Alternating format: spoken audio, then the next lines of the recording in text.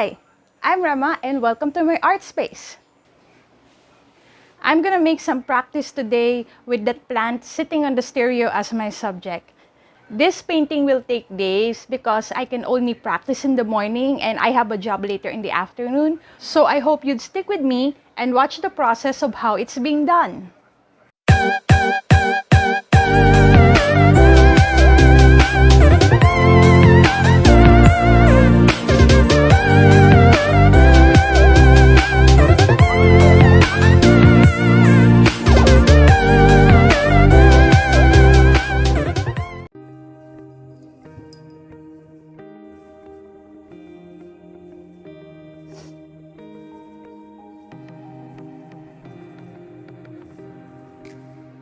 As usual, I first started by sketching the subject and then adding the background color. This part already took me about 33 minutes. I put layers and layers upon the background because I wanted to detail the shadows and the light on the wall. I wanted to start with the leaves first, but then I decided to start with the vase so that I can easily measure the leaves. I wasn't sure how I could get the pinkish lavender color of the vase, but I settled for a bluish violet one because I thought it also looked good. This looked easy, but it also has lots of fine details like those lines that make up the brick-like pattern of the body. I also started working on the plate on which the vase was sitting on. This also took me much time because I was trying to get the correct lighting and shadow of the plate.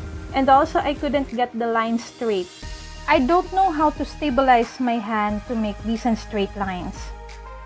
I'll stop first after an hour and 40 minutes. I'll continue this tomorrow.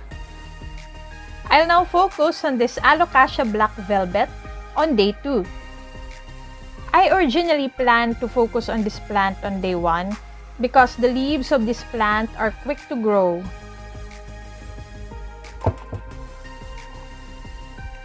A day has passed, but these oil paints are still good enough for use.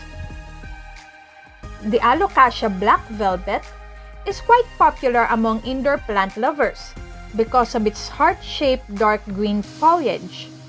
The color beneath the leaves is a bit pinkish, so I guess that's how it got its name. It doesn't take too much sunlight and it will thrive in places with indirect light. Also, it's okay to water it only once a week because too much water can cause its roots to rot.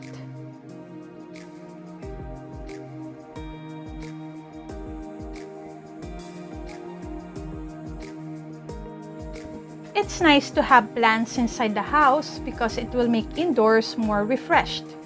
Plants can benefit us by releasing oxygen when they make their food. We in turn can benefit them when we release carbon dioxide. That's why my mom would tell me to talk to plants because it makes them happy. Hello plants! How are you today? Are you beautiful? 'Cause I am beautiful. Bye! I won't suggest that you talk to plants that way because they might cringe instead. As for the painting process, I'm here in the part where I'm now putting in the white veins of the leaves. I'm using a fine paintbrush to achieve the thin lines, especially on the edges of the leaves.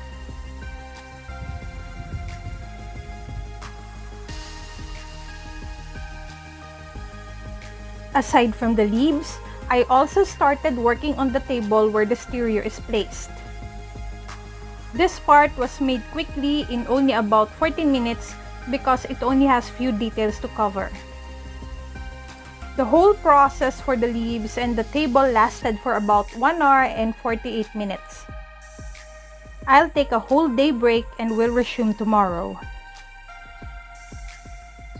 On day 3, I'm gonna show you a technique using a masking tape. I checked first if this part is dry enough to place the masking tape on. This is to ensure that I can make straight lines on this part. This part is still a bit wet, but I'll still try and cover it with masking tape. If ever some paints stick on the tape, I'll just correct it later on.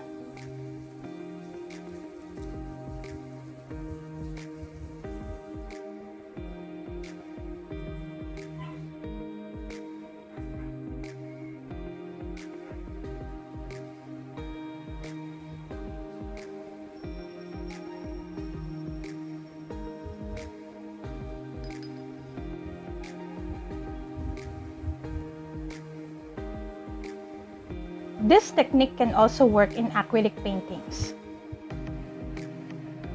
It can help in making straight lines, and the masking tape is thick enough not to let the paint seep through. Painting pieces like this needs lots and lots of patience. Because I want to get a beautiful picture, I have to pay attention to the fine details. It reminds me how God has been patient with us while He works in our lives. The greatest artist of all fine-tunes every detail in us to create a beautiful picture in our lives. The process does not only take a day, but it takes years.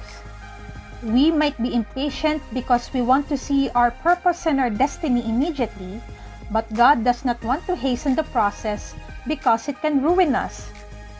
If we trust the process, we will see the reason why these very details are placed in our lives. It's just like what I'm doing with this picture. Now let's see if the masking tape technique works.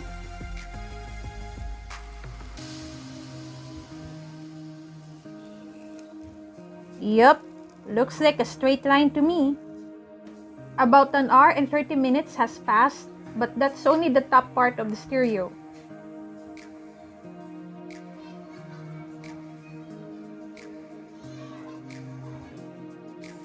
I was only able to return to my work 2 days later because I had some errands to run during those days that I missed. Honestly, I was procrastinating because I had to gather the energy that I needed to finish the job. Seeing an unfinished work can sometimes turn you down, but a job can't be done until it's started, right? So I had to fight the urge to procrastinate and get the ball rolling. When I picked up the brush and started to paint, that's when my mind fully focused at finishing the painting job. This is just a practice painting, but I wanted to do my best by incorporating as many details as I can see. If I want my works to become better, I also have to improve my attitude towards them. Through this practice painting, I was able to improve my patience and perseverance to complete the task. These values being honed during the practice will be carried forward once I'm doing an actual painting job. This part, which is the most detailed in the picture, was done in almost 1 hour and 50 minutes. So I suppose the whole process took around 7 hours or so.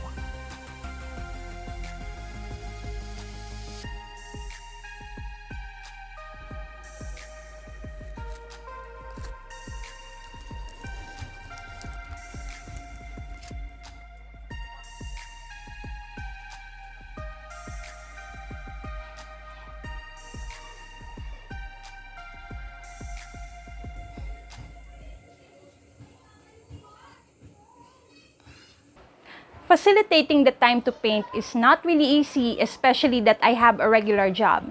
But I have to be intentional in improving my skill, and to do that, I have to do that right now instead of setting aside for tomorrow, because if I do the latter, I won't be able to improve my skill at all. So if you enjoyed this video, please leave a like and also leave a comment in the comment section. I also invite you to subscribe in my channel and share it to others. Thank you very much for joining me again here in this video, and I hope to see you again in my art space. Bye! Lights, camera, action. Using that plant and that stick. Days because I can only practice in the morning, and this painting will take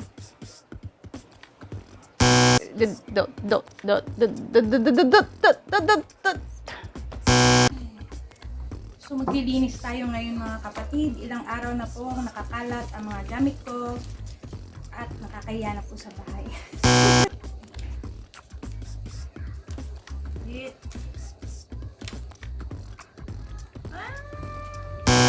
Galing. Walang kalat.